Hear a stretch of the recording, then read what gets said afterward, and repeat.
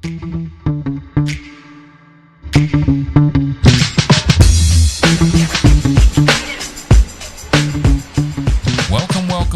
to Winning Hand, the podcast about Marvel Champions, one card at a time. I am Boom Guy, the host of this podcast, and today I have with me Lethus. Hey, how's it going? Hey, Lethus, how you doing? Pretty good. And Lazy Titan. What's cracking? What's up, Lazy Titan? Not much. I'm me. I'm doing it. You're just doing it.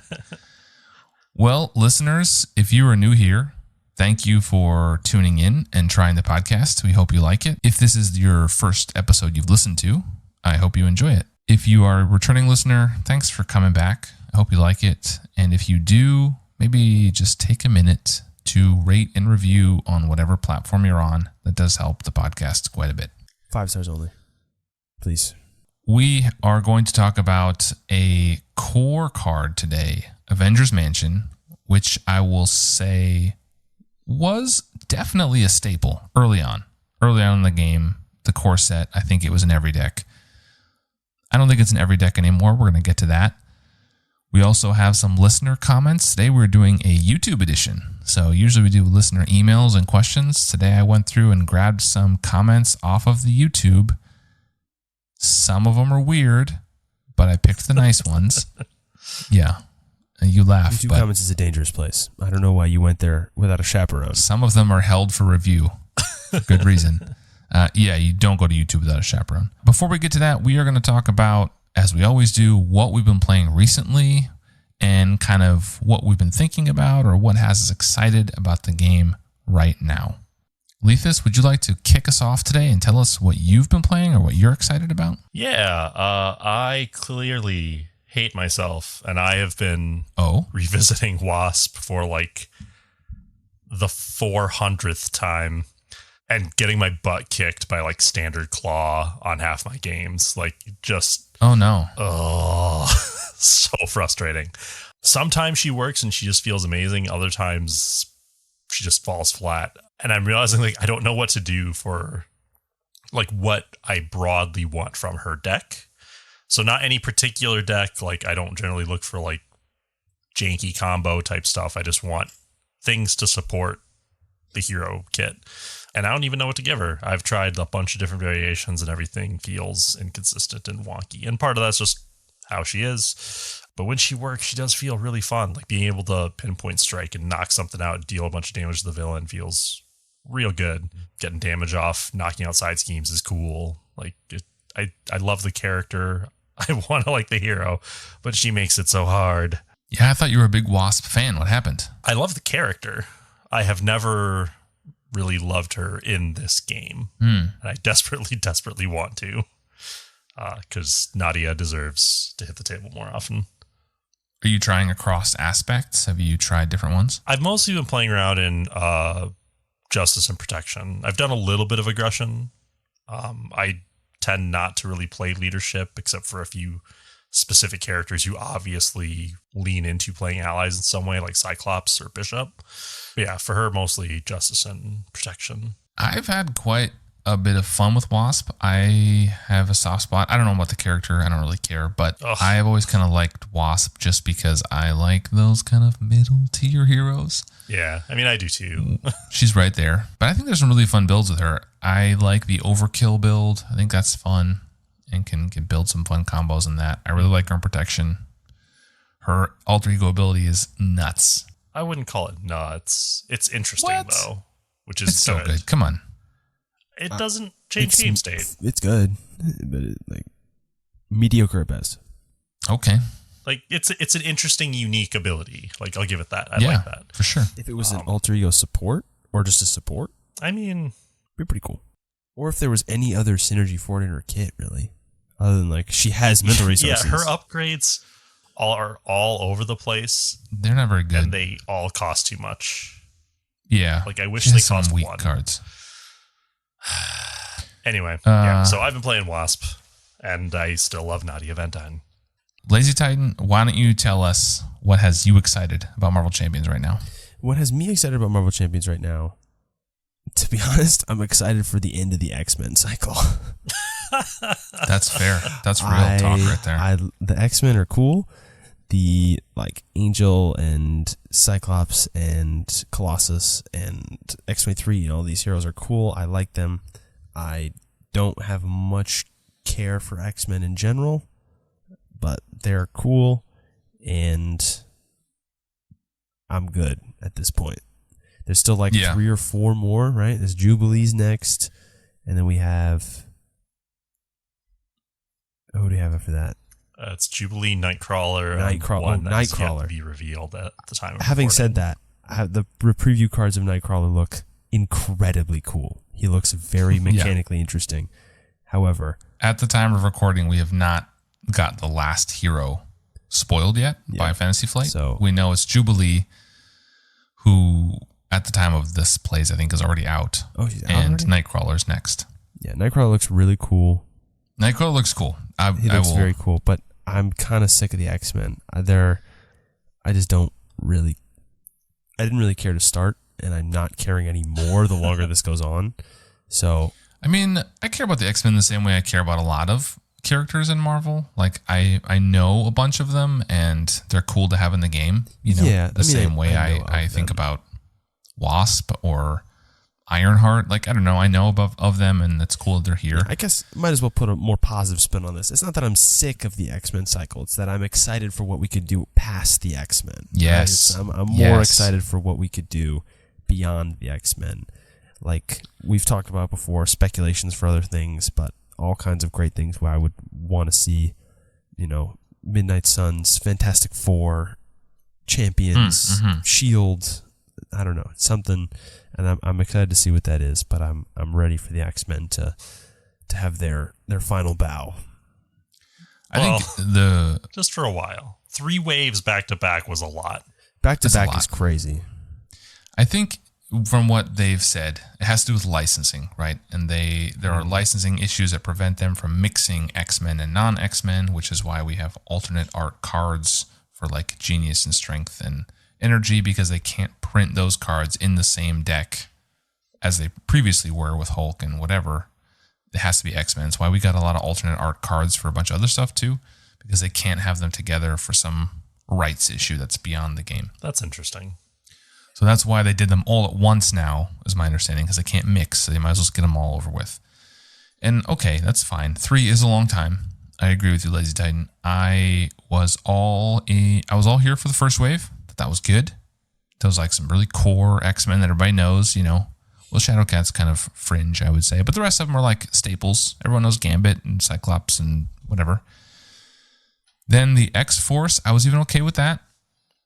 This last wave for me has been underwhelming. Like we're really getting to the bottom of like characters I've ever heard of. Like I don't know anything about Cable. I don't know anything about, or not Cable, excuse me. I don't know anything about Bishop. I don't know anything about Magic. Iceman, I guess. Iceman, I know, but was very underwhelming mechanically for me. Did not enjoy. Jubilee, jury's still out.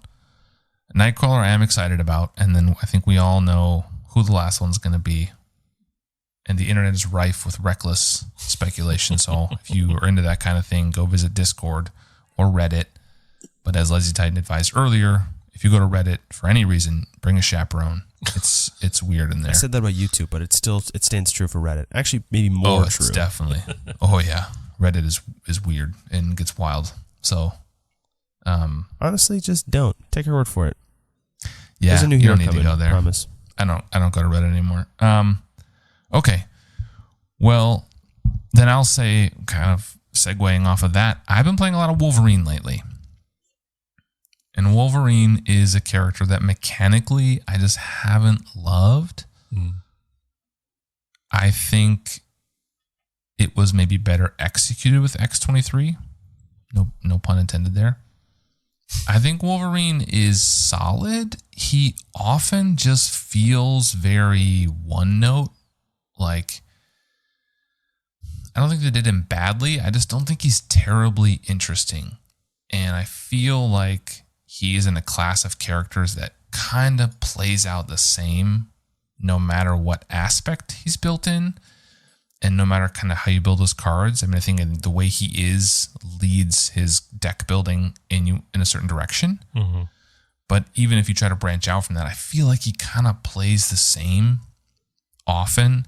He reminds me of heroes like Gamora, who I feel like, even if I have different ideas, it always kind of ends up feeling the same to me. Not that they're mechanically comparable, but just the feel of the game. I play Gamora and I'm like, I feel like I've done the same thing every time I play Gamora. Yeah, I see that.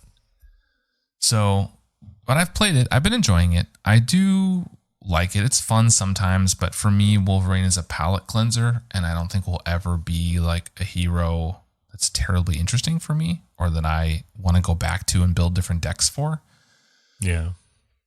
I don't know. Lethus, what do you think about Wolverine? I think I mostly agree with you. Like, whoa. I know. His ability is really strong, but it's very straightforward and doesn't have a lot of like room to change what you're doing with it. It's just, I'm going to do a lot of damage really fast and take down the villain. And you have to do it fast because you take a lot of damage doing it. And it also, because you're just playing that one card on its own, you kind of ignore the rest of your hand. It's like, I play the strongest attack in my hand, and then I probably do something else, and with whatever's left, and then pass the turn. And it just feels very straightforward. Yeah. And repetitive to some degree. Like, sure, I could build a deck with a bunch of allies. I could build a deck with a bunch of thwarting, but then I'm just ignoring his claws. Like, yeah, then they don't do anything. And that's where the Gamora comp hits me. It's like, I could do a bunch of other stuff with Gamora, but then I would just be ignoring her core hero ability. And then, like, why am I doing that? Yeah. Just like Wolverine also has a few things that I personally just don't like. Go on. I really, and they did this with Iceman too, although it's a little bit easier to swallow with Iceman. I don't like these cards that go away when you flip to Alter Ego. Hulk has one too. Those just feel really, really bad to me. And I never want to play him, right? Yeah, I mean, even though like Wolverine's card is good, Iceman's card is good, Hulk's is there. Exactly. But it just feels bad, like playing a thing. Usually when you play an upgrade that doesn't like make itself go away for some reason, you play it thinking, all right, I'm making this investment for the remainder of the game, so I have this thing. Yeah. And that's not necessarily true for those, and that just feels bad to me. Yeah, I think... I don't want to get off on too much of a tangent here. I think Iceman feels bad. I did not enjoy Iceman very much at all. I played him a couple times, left a bad taste, and I don't know if or when I'll go back. He feels... Go ahead. Have you played Iceman yet, Lazy Titan? I have not. I have not played Iceman. I'm real curious to hear what you think of him when you try him out. I think Lazy Titan's probably going to like him more than you, Boom Guy. I love how I started saying something about Iceman. You're like, hold on. Lazy Titan, you're the opinion I actually want to hear. Have you played him? No? Okay, let's move on. It's actually That's fine. It's fine. I get it. You like Red Dagger. And so I do like Red Dagger. Therefore, your opinions are invalid. No, Iceman. Yeah, I think Iceman didn't work for me. That was a miss. And maybe I'll go back at some point, but with so many heroes, I don't see myself going back too much. There are literal dozens to choose from at this point. Literally. Okay, let's jump into listener comments, YouTube edition. Oh man! So these comments, yeah. I think I picked 3 or 4. We're just going to run through those. The first one is not even a question. It's just a comment. At Jonathan Pickles 2946 left a comment clearly after our Vision deep dive of June 2024. And he said, all this Vision talk sure makes me want to play Shadowcat. And that's a man who's got the point. It's a man who understands the real, what we're trying to get at here. And we talked about Shadowcat a little bit, right? We mentioned how she's, comparable. And we even asked the question, I think, in one of the episodes, does she replace Vision? Is she Vision 2.0? I don't think I think we all agreed that she's not. She doesn't replace Vision. There's still a place for Vision in the game. Mm-hmm. She does it differently. She's like a different take on that kind of similar archetype. In the same way, I think Nebula doesn't replace Black Widow, just a different take on the kind of upgrade preparation idea. So that's at least how I thought about it. And, Ironheart doesn't replace Iron Man. It's just a different way of doing it. But anyway, thanks, Jonathan Pickles. The comment did make me laugh. Yeah, it made me chuckle. That's why I included it. Okay, here's someone called @Jasco Gaming. And he says, I've been wondering for a while now, what kind of microphones do you guys use? And this is a question that I answered on the YouTube comments to this person. But I get this question a fair bit in emails and other stuff on Discord. People ask me. So I figure we just answer it real quick now. Do you want me to speak to what you guys use, or do you guys want to say? Please do. You can speak to it. Lazy Titan, do you want to talk about it, or do you want me to just talk about it? I'll just say that I don't use a microphone. I'm just yelling that loud. So I'm actually just using Boom Guy's microphone, but I'm just yelling and projecting my voice. Yeah, we share one, but we do not live in the same place. So I'm just projecting my voice across the country, and you hear me through that. So my microphone equipment is simply my impressive vocal cords. Thank you. Yeah, I mean, that's obviously not true, because we have said on our previous podcast that you are just a sentient computer program that I wrote that, pipes up and contributes as I want you to. Yep, and that's why my answer was nonsensical and had no thought to it. Yeah, I need to rewrite some code, apparently. No, that's also not true. Lazy Titan and Lethus use the Samson Q2U, which is just a pretty simple dynamic microphone. I think it sounds pretty good. I have used a number of different ones for this episode, actually. Maybe I sound different. I have a new setup, trying a different microphone and a mixer. I'm using a Rode Pod mic today, but in the past I usually use a Shure MV7 or I use a Samson Q2U in the past as well for certain episodes. I think I sound the same in all of them. So do with that what you will.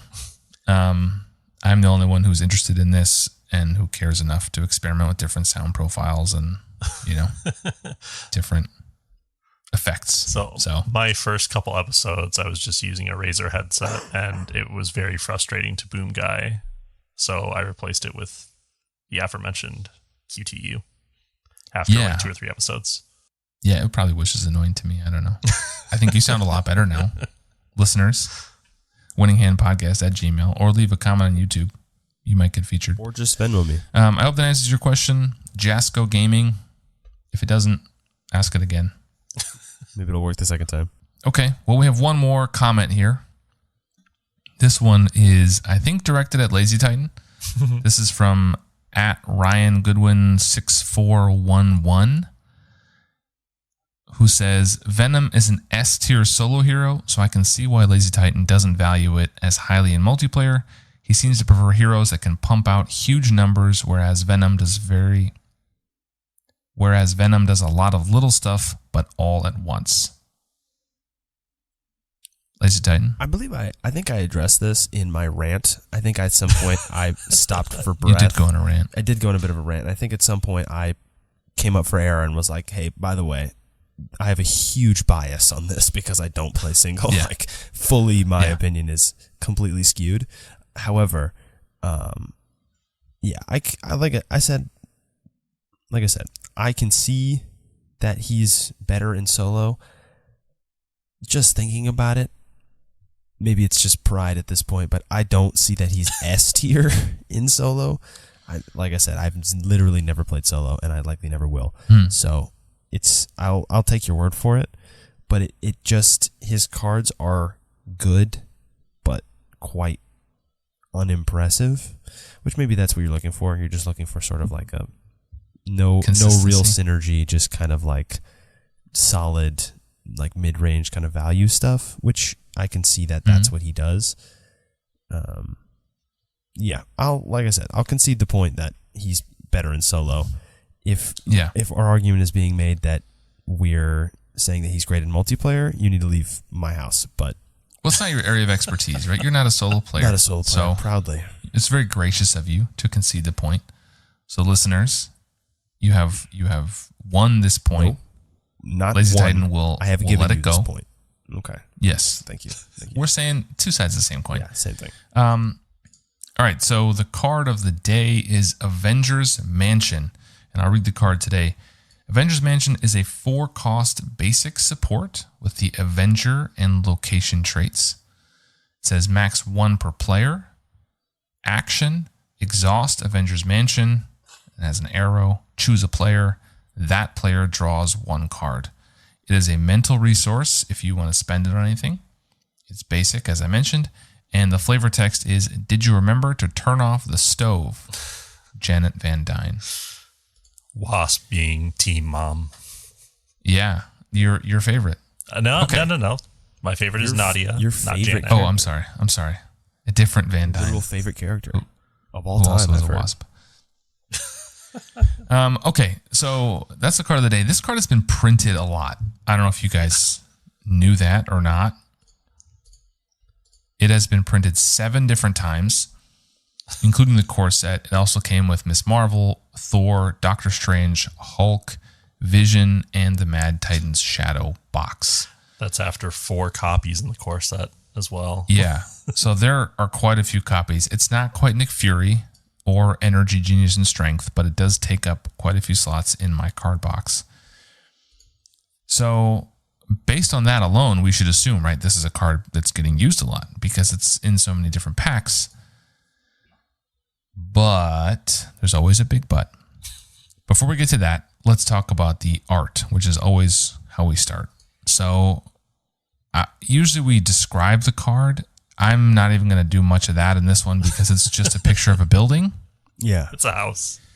It's a house. So there's a tree and a yard and maybe a shrub of some kind. And it's the whole frame is basically just the building. I would say mayhaps a shrub. is, yeah. Shrub. Kind of old looking, I guess. I don't know much about architecture. Do you know about architecture? I'm not an architecture person. No, Sorry. Not me. Okay. The custom art is by Andrea DeVito and Laura Villari. So do you guys have, before I talk about thematically what Avengers Mansion is, do you guys want to comment on the art at all? I don't have much to say. It is a building. I don't either. It's a very, building.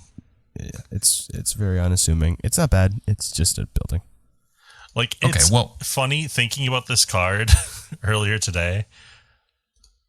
I realized I don't really know what it looks like in my mind. I have to look at it to actually recall what the art is. I just know, like, there's a building. The end. Like, what color is Yeah. it? I don't know. Like, This might be the most basic art card, to be honest. yeah. Like, it's well done, but it's just a building. I mean, it could be anything. Yeah. There's no characters. Nope, no characters. Canonically, the Avengers Mansion's address is 890 Fifth Avenue in the borough of Manhattan in New York City. And according to Stan Lee, who needs no introduction, he said, quote, "There was a mansion called the Frick Museum that I used to walk past. I sort of modeled it after that. Beautiful, big, such an impressive building right on Fifth Avenue," end quote. So it's based on, I guess, a real building in New York City. I have not seen it. I've been in New York City. I've not seen the Henry Clay Frick House, which in the comics is 890 Fifth Avenue. I guess in real life it is 1 East 70th Street. So if you're in the city, you can walk by and see it. It occupies like a full city block. It's huge. In my mind, it looks kind of like the building that Norman Osborn lived in the original Spider-Man movie with Tobey Maguire back in like 2002 or whatever that is. Do you guys know what I'm talking about? Yeah, There's like a couple aerial shots It's of a it. huge house. It's in the second movie too, where Doc Ock climbs up it and they talk on the terrace and blah, blah, blah. Yeah. You guys know what I'm talking about, right? Yeah, of The course. house where Yeah. he It's like looks kind at the mask Gothic and he does the looking whole... and yeah. And you see it from the outside a couple times and it's huge. Yeah. So I know what you're talking I about. don't know. That's what it looks like to me. So that's thematically. That's what it is in the story. But like, does that theme come through in the card? Do you feel that? Do you feel the Avengers Mansion? What's it doing for us? This is one of the most mechanical cards in the game. It's a building. It's right up there with For Justice. It shoots out cards. The cards are flying out the front door. Pay 4, get a card. Yeah, it's just a weird. It sort of makes sense in an abstract way of like. So being an alter ego generally gives you extra cards. Mm-hmm. So the idea that you like escaping from the fight for a reprieve to build up your resources and like replenish. Avengers Mansion does kind of fit with that really abstractly as like something that facilitates that recuperation. But it also works in hero form. So it's pretty abstract. Should this be trait locked? Ooh, that's an interesting question. No.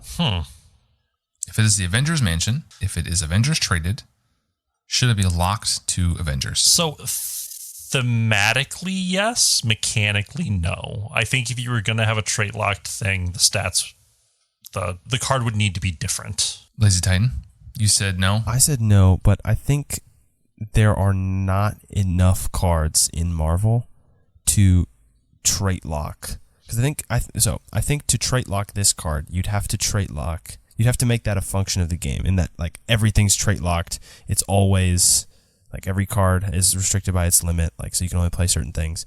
But there's not enough cards to do that, so I think it doesn't make sense. I don't think you need to trait lock everything. It's just this is clearly like an Avenger No, card. I don't think you need to, but I think that would make this feel like, I think it would feel weird if it wasn't. So I think it would make the game, it would be a different style of game where everything is much more like thematic. But since it isn't, I think it doesn't need to be trait locked. And also, like Letha said, like mechanically, it's not so special. I think if you wanted to, you could do like if you're an Avenger, it costs 1 less thing. But I don't think it needs to be now. I think I disagree with that. I think so many of the supports are trait locked, right? If you look at from Nowhere to Utopia to the X-Jet to Quinn Carrier, so many of those are trait locked. Helicarrier isn't, but like Weapon X is trait locked. I mean, like I think the list is shorter of the ones that aren't, right? Crew Quarters, Helicarrier, and Avengers Mansion are the ones that I can think of off the top of my head that are not trait locked supports, basic. The rest of them all have some kind of a trait lock, right? Champions Mobile Bunker. Okay, Government Liaison isn't, but it only reduces shield cards. So the thing with Avengers Mansion, so realize also at the time this came out, I don't think anything was trait locked. Yeah, they weren't doing that. Like trait locking. Wasn't Quinn Carrier a core set? I don't think it was a core set card. Okay, Helicarrier must have been. Helicarriers, but it is also not trait locked. It is also not trait locked, that's true. And so was Crew Quarters, I believe. So your theory might hold up. Yeah, Quinn Carrier was not in the core set. Okay. So yeah, they hadn't trait locked anything at the time that this was initially printed. And so it's just sort of a mechanically a happy accident that it has the Avenger trait. If I think of, generally the traits have some sort of supports that reinforce what that trait is supposed to kind of do. The trait locked Avenger supports are Avengers Tower and Quinn Carrier, right. So Avengers Mansion is this kind of, you know what, this actually is bringing me back around on theme, because like everybody and their cousin has been an Avenger at some point, so everybody can drop into the mansion. Maybe that's the theme. Yeah, it's for everybody for a little bit. But if you're a current Avenger, you can get that discount through team building exercise. The People's House, like the Winning Hand podcast. The Winning Hand podcast, well known as the People's Podcast. That's a good shout, Lazy Titan. Famously. Mercy. Yeah. Okay, so I think thematically it should be. Mechanically it should not be. Is kind of where Boom Guy lands. Is that kind of where we are? That's kind of where we're at, yeah. Ish. I've talked myself out of trait locking it entirely. Just because Avengers is basically everybody. I mean, if you've read enough Avengers comics, everyone's an Avenger. I mean, in the core set, everybody was an Avenger, right? All 5 of them are Avengers. Literally, yes. Yep. Including Spider-Man. Yep. Which is an odd choice. He's been an Avenger. I mean, yes, but it still feels an odd choice to me. I mean, Now that Web That's Warrior exists, it is a little odd. But Yeah, now it feels weird. But Yeah. So what about the power of this card? How do we feel about the 4-cost card draw? this is very difficult, and this is why I've been excited to talk about this card. Because I think a lot of people have radically different opinions, and my opinion of it has changed a lot over the time that I've played it, back and forth. Like, honestly, I don't know. I don't know how powerful I think this card is anymore. Like, I think you'd mentioned early on, a lot of decks were running it. I still think a lot of decks are, but not all of them anymore. I think whether this gets put into a deck at this point says more about the player than anything else, and like their kind of tendencies and play styles. Even in a post Power in All of Us world. Yeah. Again, I think Power in All of Us is a mistake, but setting that aside for a moment, yeah, like getting a card every turn is obviously very, very strong, but that cost of 4 is so painful. It's so much. Lazy Titan, I'll let you go next. What do you think about the power of this? I just wanted to sidebar real quick. So we love mentioned sidebars. the Power in All of Us, and like we mentioned that as if that was like a groundbreaking. Am I thinking we're both thinking of the resource card that Yes. counts for 2 if you play Double a basic card? Yep. Correct. Am I missing something? I have never played that card in my entire life. It's a very strong card.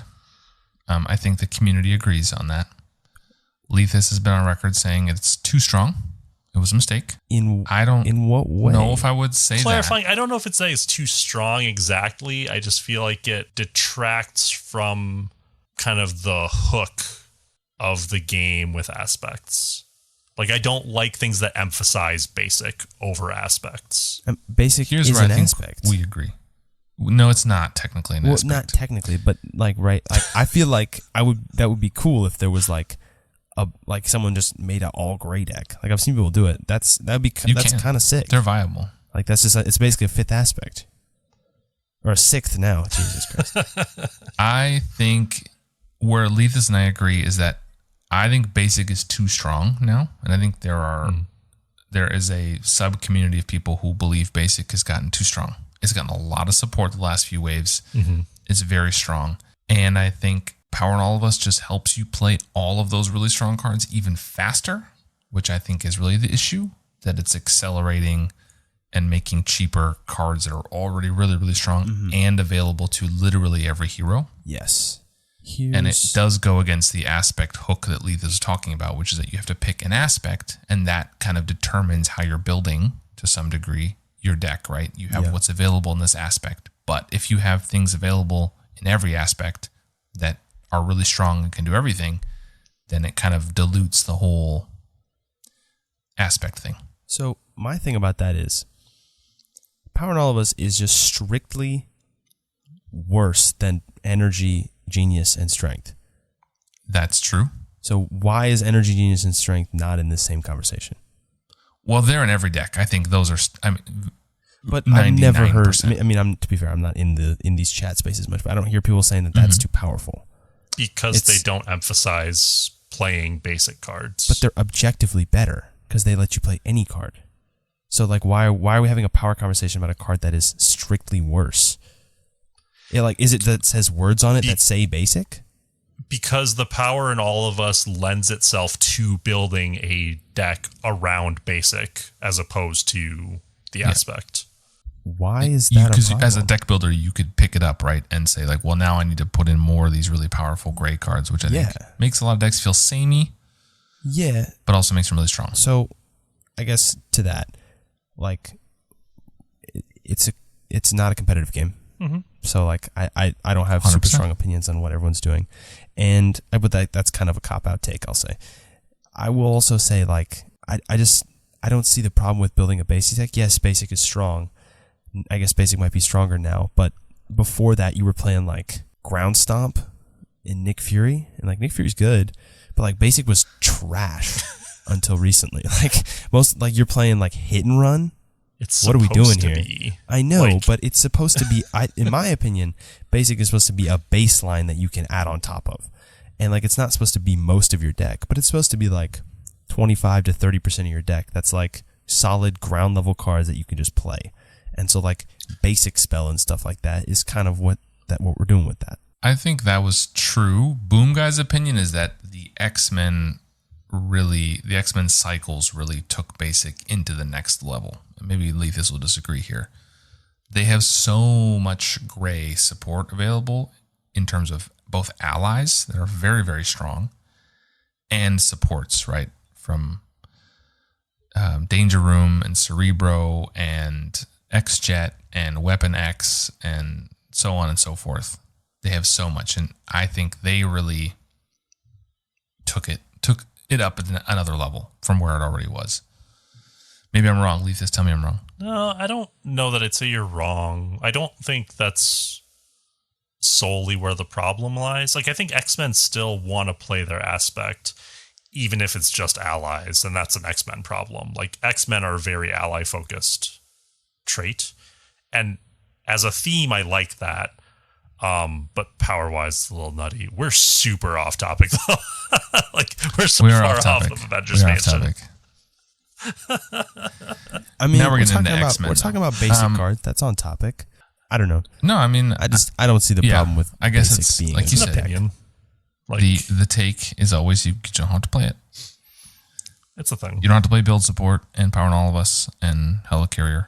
All right, so let's circle back here. So one of the things I think we haven't mentioned this card yet is that it is card draw, but what it also is card draw for anybody at the table. Mm-hmm. One of the things I really like about this card is that in a multiplayer game, it does lend itself to that kind of table talk and cooperative nature. Mm-hmm.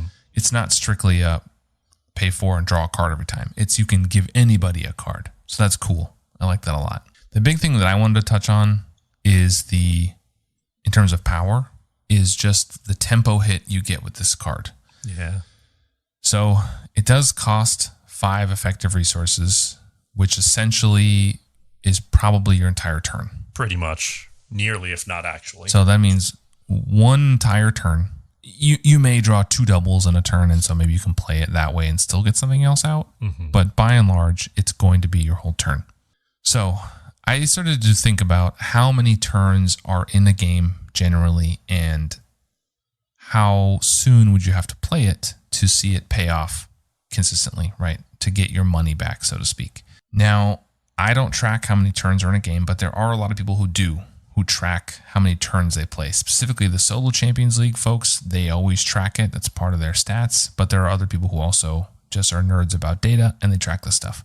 Anyway, so super unscientific here, but I found a poll on Reddit, the aforementioned Reddit, that had 115 people respond to, in true solo, expert, and heroic games. So again, this is a very limited sample size. They asked how many turns does it take to win the game, and 57 of them said 10 or more turns, so half of them almost exactly. Other than that, fewer than like 7 turns, 7 and fewer, was only 30 people out of 115, so not a very big percentage.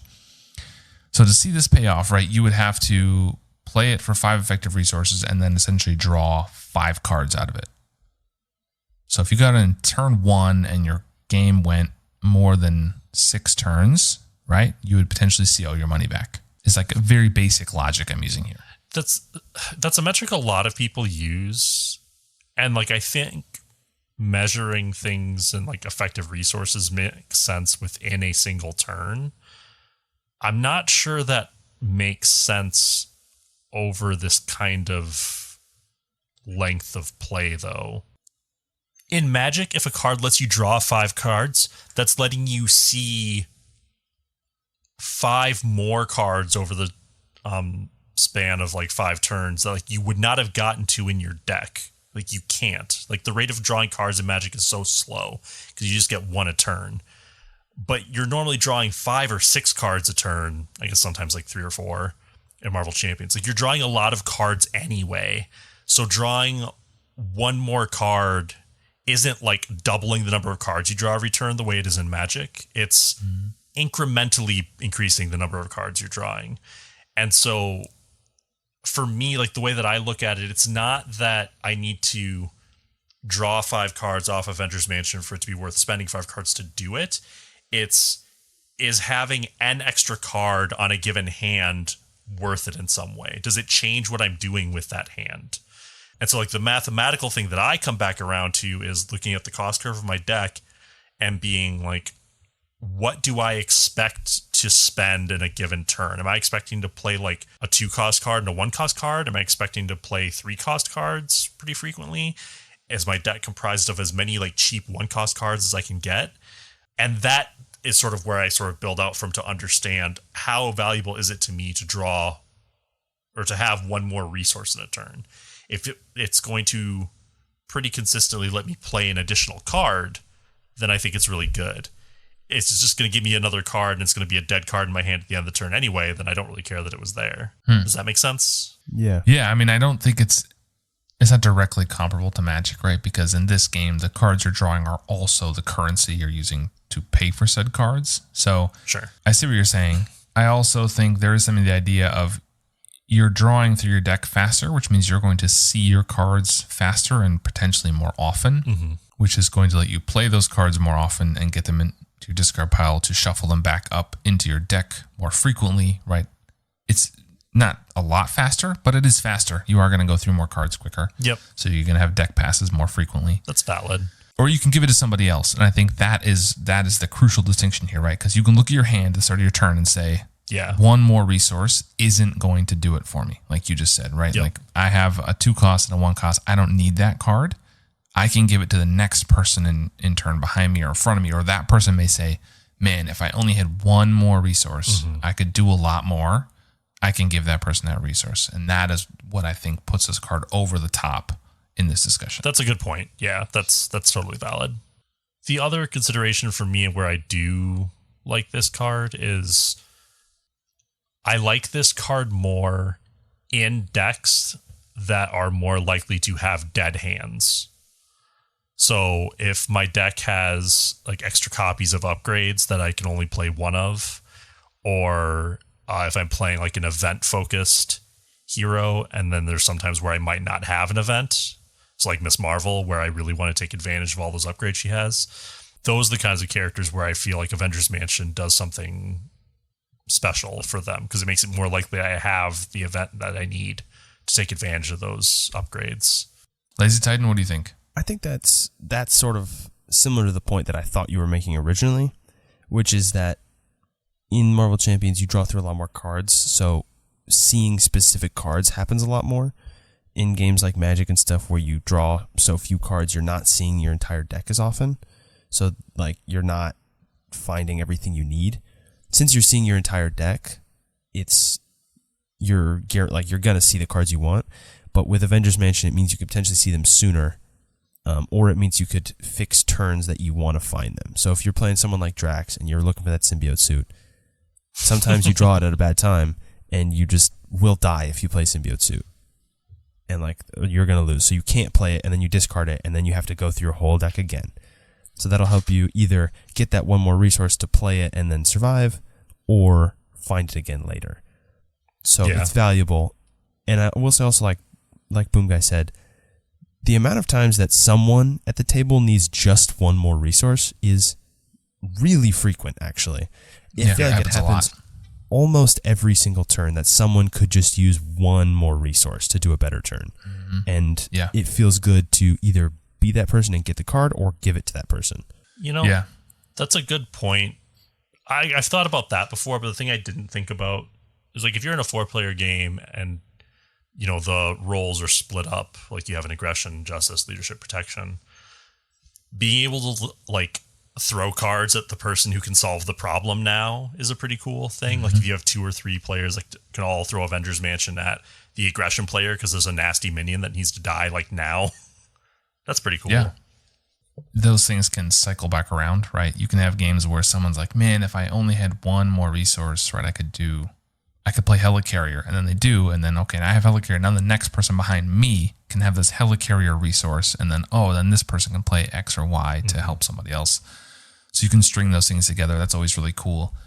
I think that's, I prefer to play multiplayer. I play a fair bit of solo now just because of the circumstances of my real life, but multiplayer is a lot better. And I love when you have that kind of stuff, like Captain Marvel, she can innately do Avengers Mansion, right? And pass cards out.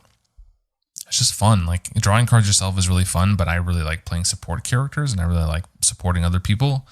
Being like, I'll defend for you, now I can also give you a card with this. So like, I think that kind of stuff is really fun. Yeah, for sure. And I think that's what makes this card really playable for me. If it was just draw a card, it would fall a lot lower for me. I just don't think that's super valuable. And in a solo context, I don't know how often I'm really playing this, to be totally honest. I think it loses something for me. Mm-hmm. So then in terms of fun, how fun is it to play Avengers Mansion? It's fun. It's a lot of fun. Like drawing cards is fun. Like drawing your card at the end of your turn and then getting through the villains phase and then drawing another card that like suddenly changes what you were going to do with your turn is pretty cool, especially if it solves some problem that came up that you weren't expecting to have to deal with. Like being able to draw into something that has the resource type you need to resource match, getting rid of some attachment that the villain just played. Like that always feels really great. Yeah, totally. Lazy Titan? I will say it sucks to play Avengers Mansion. It rocks to have an Avengers Mansion. Like, yeah. It's so cool to have an Avengers Mansion, but playing it, yes, really, that's a bummer. That's rough. Remind me of a thing. Like I'm sure everybody's had this experience at least once where like you draw your opening hand, turn one, you have Avengers Mansion. You're like, sweet, I get to play this and benefit the rest of the game. You flip up, do your basic, and then end up getting caught off guard every time as the treachery and like have to throw away that Avengers Mansion. That's the worst, man. Every time. Bringing the community together. No, it's I think it's fun, and I like you, Lazy Titan. I think it is fun to have it on the table. Playing it doesn't always feel good, but it is good in a multiplayer game where you can play it and like the next person. Like if I'm the first player, I can play it down. The next person behind me can benefit and have this card. So I think that's cool. I like it's fun to pass around cards to the table. It does sometimes like bog the game down while everybody's trying to math out their entire hand before anybody does anything, because you need to figure out who gets the mansion. Same with Helicarrier to some degree. It can. Yeah. But yeah, so it can be a double-edged sword in that way, but mechanically it's strong. Yeah. And so before we get to the final ratings then, how often are you guys putting this into a deck? I think I said early on, if you're playing core set only, this is a card that comes out a lot. And we said the same thing about the 4-cost Daredevil ally. When there was only a core set, I played him a lot. Mm. Nowadays, he doesn't really ever see the table. He's not bad, but it's just there's better options, I think. Is this the same thing for Avengers Mansion? It's been printed a lot. It's been in a lot of pre-cons. Are we still using it? It is rare for me to use Avengers Mansion at this point unless I'm playing a hero who's already pretty resource rich. So it's not so much of a tempo hit to play it. Yeah, that's what I was going to say too. If you're playing someone who has a ton of money, like Domino or Bishop did that twice. If you play one of those heroes or that kind of Black Panther, someone like that who's got money, boom, building a house is great. But if you are like the rest of us and don't have money, building a house is quite difficult, actually. See, interesting that you guys think of it that way. And I think of it almost the opposite. I tend to think about this in decks or with heroes that have an issue with money, that struggle to draw cards. And this is a way for me to help kind of smooth that out. We talked earlier in this episode about Wasp. She's one that I put it in, not all the time, but she's one that will get it pretty regularly because she has an economy issue. And that's one way I can help smooth that is by getting her another card in her hand. So I think of it the other way. When I think of, Bishop, it's like, yeah, I could just pay for this, but then I just have another card in my hand that I already have so many cards in my hand and it may not be useful. It may, but so I tend to put it into decks where I need a little bit of extra juice in the deck and the economy is rough, or I'm playing a multiplayer focus deck that is specifically designed to kind of help other players around the table. And that's where I put a bunch of cards in, like, Second Wind or, cards that are going to help other players necessarily kind of keep the game going. I'd be so curious, we kind of think of it opposite ends. I'd be curious to see some of the decks you're putting it in, because that idea makes perfect sense, and I'm there a lot of the time. In practice, I find that the characters who need the resource most can't afford the tempo hit because they're too busy paying for things already.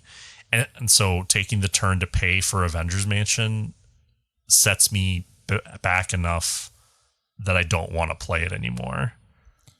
That's where I think you have to evaluate board state, A, but also B, as we talked about earlier, with the kind of tempo and where in the game. You know, if I draw it on turn 1 with that 6 hand size, I'm playing it. If I draw it turn 2 or turn 3, maybe. But by then, I may have other things that are more important right now, and I can't afford to build for the future. Yeah. But maybe it's a card that, you know, if I'm Wasp, for example, if I get it on turn 1, I'll try to play it. If I get turn 2 or 3 and I can't play it, I can always flip to Alter Ego and shuffle it back in because it's a mental resource and try to get it on a turn when I have the thing, you know, the board kind of calm. I don't know. That is a very matchup dependent thing, though. That makes sense. So against somebody like Sandman, who doesn't have a lot of immediate pressure they're putting on you, it's easier to get something like that out. Or against like Mutagen Formula, Green Goblin. Yeah, but like turn 1, I can afford to play it, and I just slow down a little bit, but then that's going to speed me the rest of the game, and it's worth it. Yeah, but some other villains, like even Claw, where there's a side scheme, and sometimes you get a bad minion coming out of the gate, and it's like, I need to deal with that minion now. You don't have that room right away, and then sometimes you just never find the room. But in general, I would say I'd recommend using this card mostly in decks that, like me and Lethus talked about, where you have the resource to spare. Because I think trying to play this card in a character who already doesn't have any cards, someone like Drax or Wasp or Hulk, if you really hate yourself, that's sort of like fighting against the current there of like, you don't need to be doing all that effort, and it will fit in sometimes.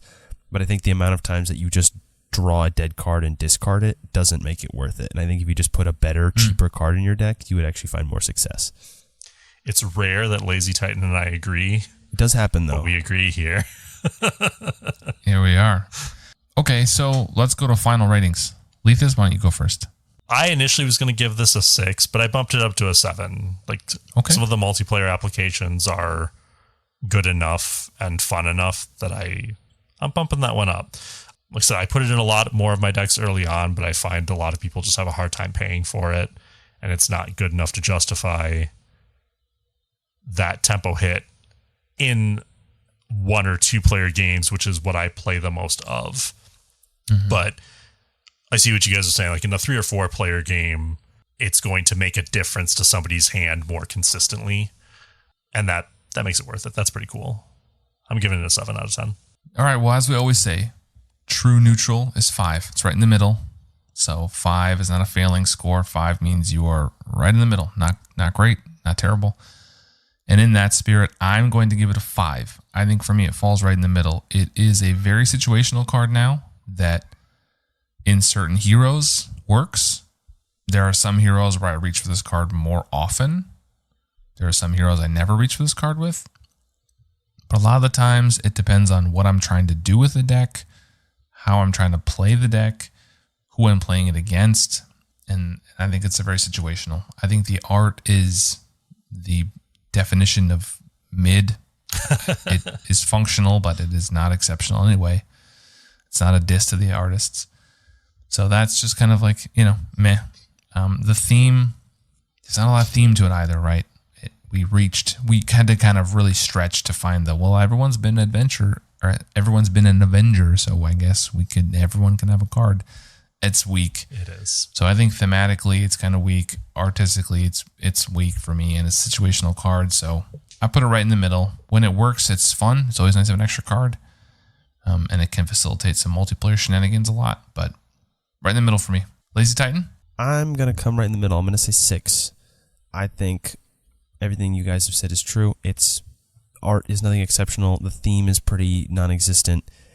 It's mechanically, it's not super interesting. It's good, but I think there is some interesting counterplay when it comes to not counterplay, but interplay between when it comes to multiplayer games.